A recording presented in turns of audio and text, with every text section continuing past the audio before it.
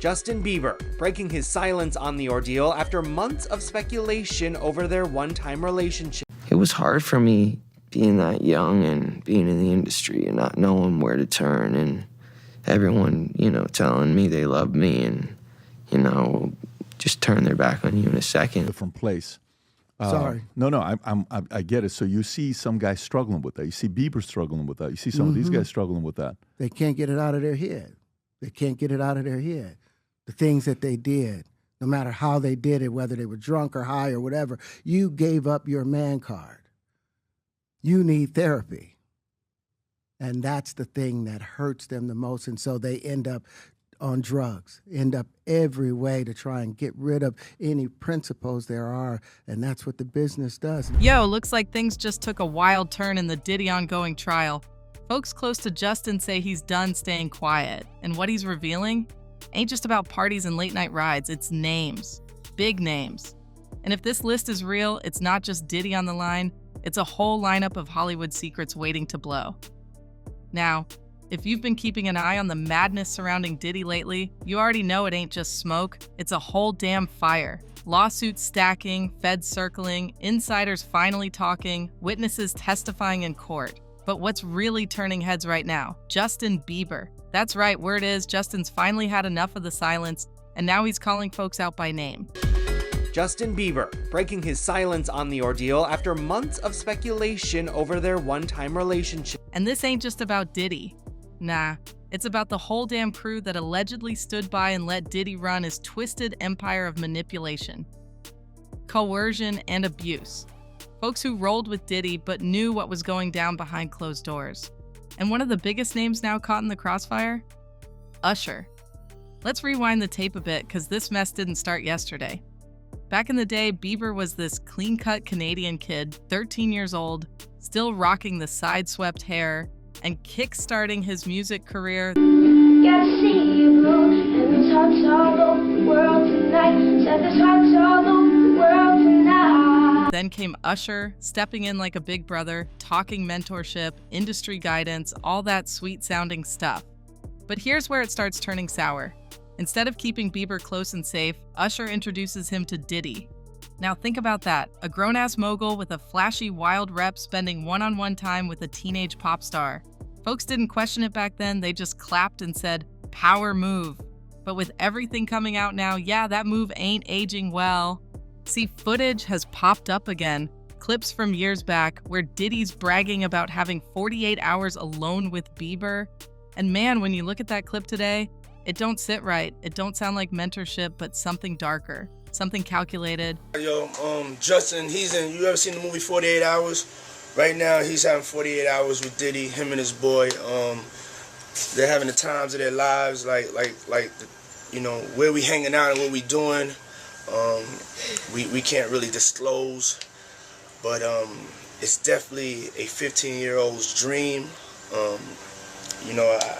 have been given custody of him.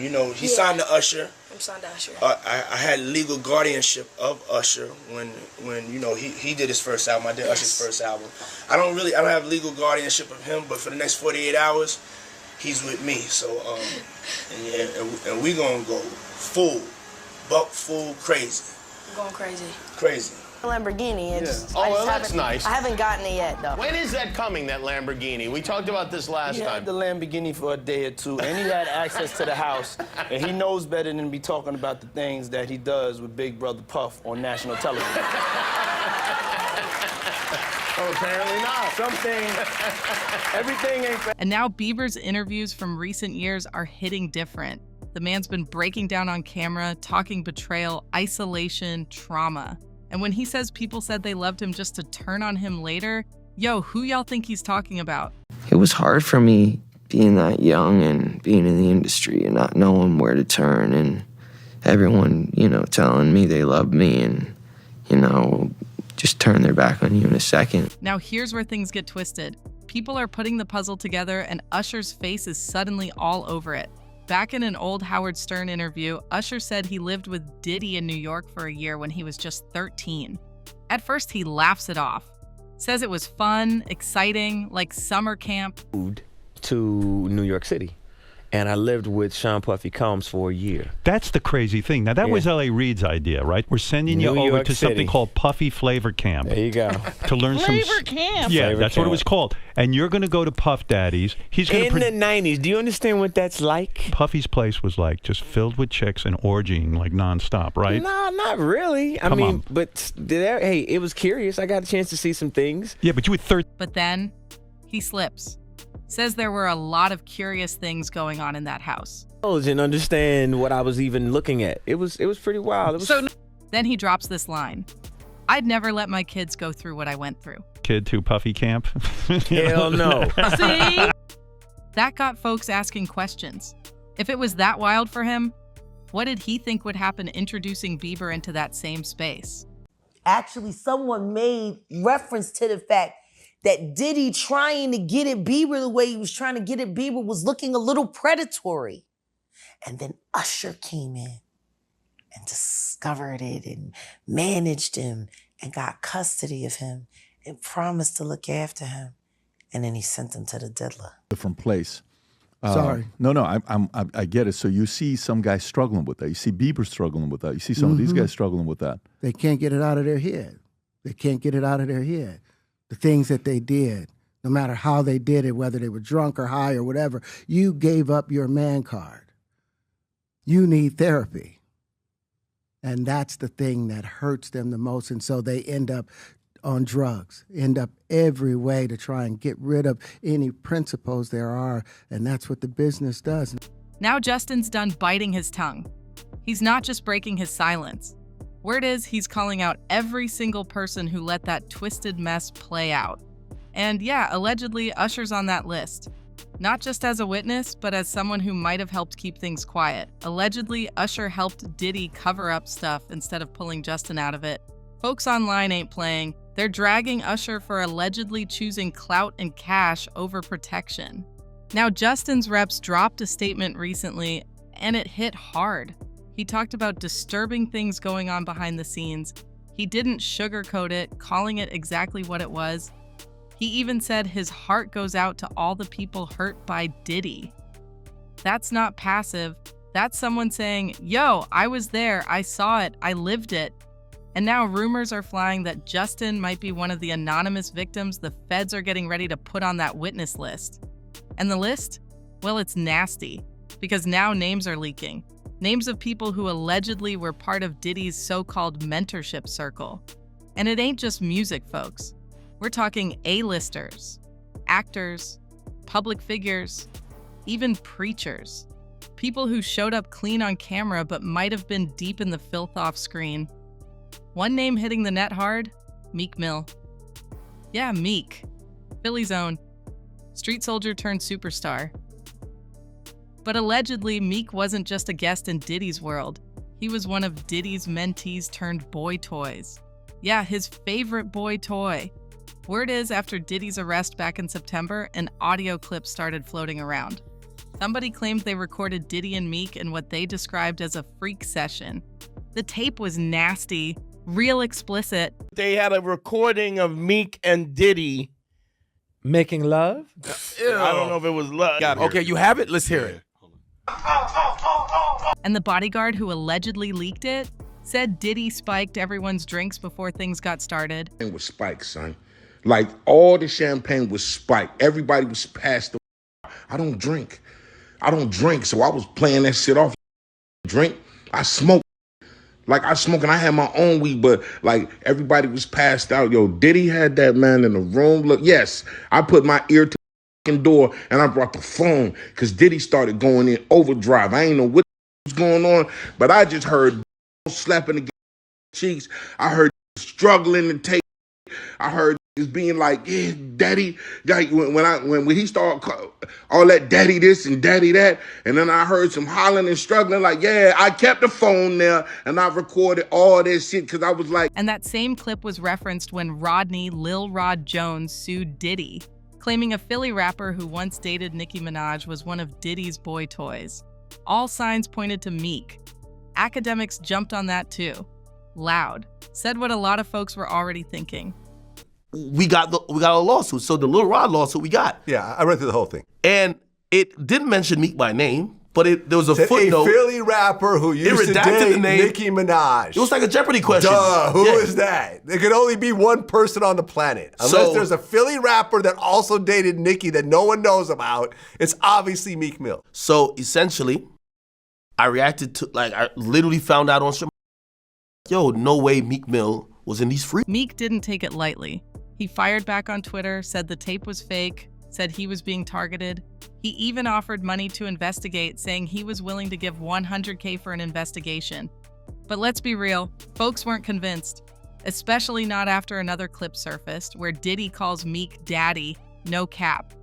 You hear Diddy clear as day call that man daddy. Hey, what's up, King Son? Man, you doing it, man. You deserve it, daddy. You putting in that work. Proud of you. I love you.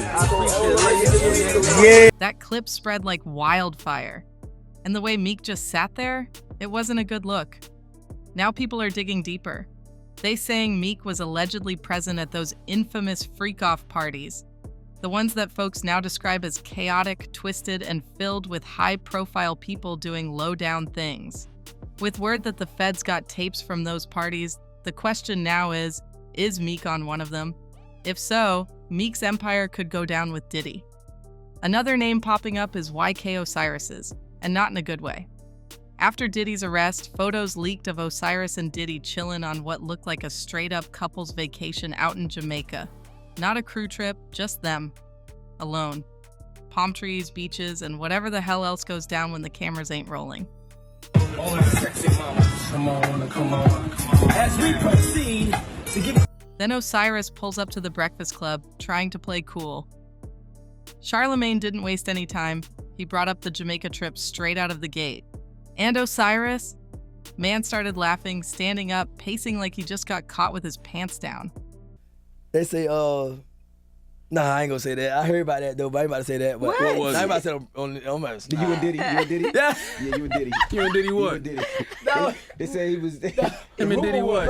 I'm just saying the rumor. I ain't never heard this, YK. They said he was... How you knew that? How you know that? Now I'm about to Google because I ain't never heard this one. Because nobody would ever say that one. Oh, I'm yeah. not So saying here that. goes envy. They said he was Diddy's boy toy. Yeah, I was in Jamaica with him. Oh, I see it now. See? I was in YK Jamaica with Osiris him. in Jamaica with his alleged boo Diddy. He tried to play it off like it was some wild coincidence, said he was with a woman. But let's be honest, his body language said everything his words didn't. Bro looked shook, real shook.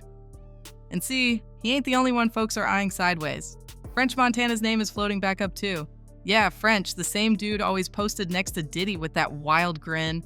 A clip just resurfaced from one of French's birthdays. Him and Diddy shirtless, oiled up. Looks like baby oil to me, acting like they're on a honeymoon. Happy birthday to you. Happy birthday, dear French.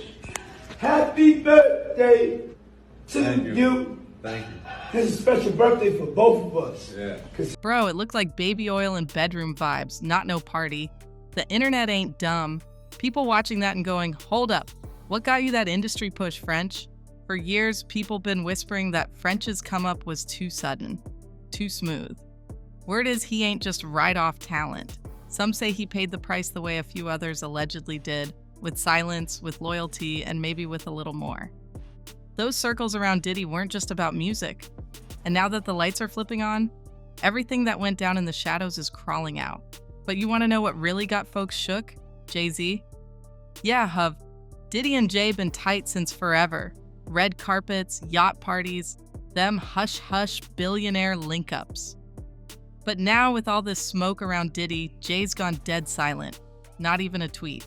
And usually when Jay speaks, it's calculated, it means something. But now, nothing. Just ghosts. Jaguar Wright, who's worked around both of them, came out swinging. Said Jay wasn't just around Diddy's freak-off, said he participated. We're talking wild parties, hidden cams, all kinds of energy in the room. On Diddy, and it seemed that as if your focus turned to Jay-Z, his wife. That's always been my focus. Yes. What? They're one into something. When you have a peanut butter jelly sandwich, If it's just peanut butter, it's just peanut butter. If it's just jelly, it's jelly. When you put it together, it becomes a peanut butter and jelly sandwich, and the taste is undeniable. You saying Diddy and Jay-Z is peanut butter jelly Peanut time? butter and jelly. And if Diddy's empire is falling, folks are saying Jay might not be too far behind if those tapes exist. Because if even a sliver of what Jaguar claimed is true, that silence ain't just nerves, it's protection. And speaking of silence, y'all seen how quiet Will Smith's gotten? Man used to be everywhere. Red carpets, Instagram, even getting philosophical in interviews. But now, ghost. And he's been locked in with Diddy for years. Photo after photo of him at secret invite-only gatherings, acting like they're just buddies. But folks say it's deeper than that. Will's ex-assistant came out with a wild claim. Said he walked in on Will with another man. What you talking about? What? So, but Philly's a very dangerous place. Always been a very dangerous place. So that day, it was 6 people in the studio. It was me and I who actually hosted the show. It was the gangster and his friend, and it was Will and Charlie who ended up coming to the studio. And a guy that I call Charlie the Rat Mac now, but I'll get into that later. Now, normally you'd expect some heavy legal smoke to shut that down, but Jada just gave us that tired, "it's ridiculous" line, then dipped. No lawsuit, no receipts. Feel in 2023 to still have those same rumors out about people you love, like Will and Dwayne. I know. That just came out too recently. Yeah, and let me just say this. It's ridiculous, right? And it's nonsense. And this is a person that tried a money shakedown that didn't work. We're going to take legal action. And the guy, Bilal, he doubled down, dared them to sue him, said he got evidence ready to drop.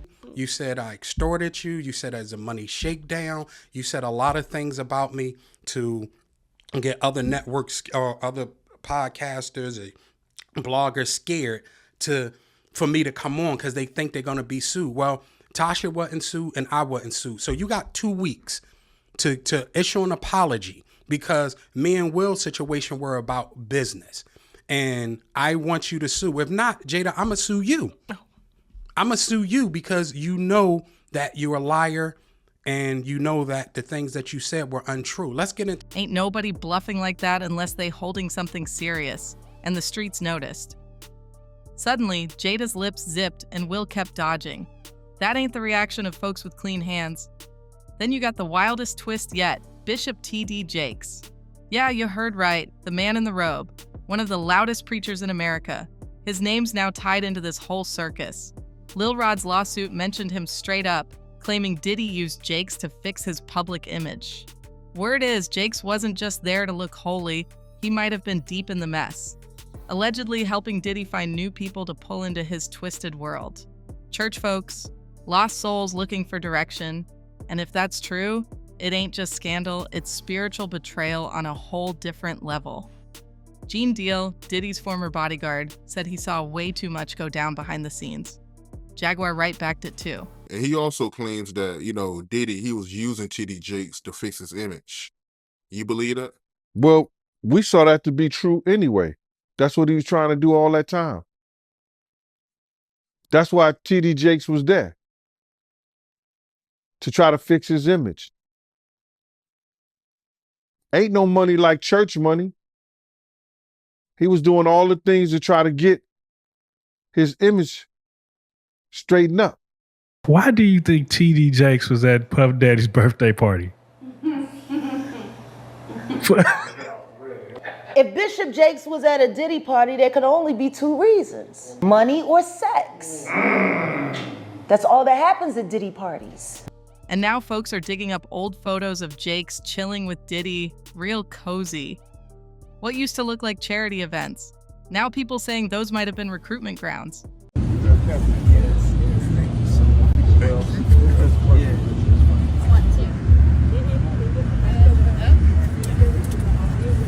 And bruh, they saying Jakes might be on one of those court tapes. One of the actual freak-off recordings allegedly submitted as evidence. That's heavy. Word is behind the scenes, Jakes is panicking, canceling stuff, lying low.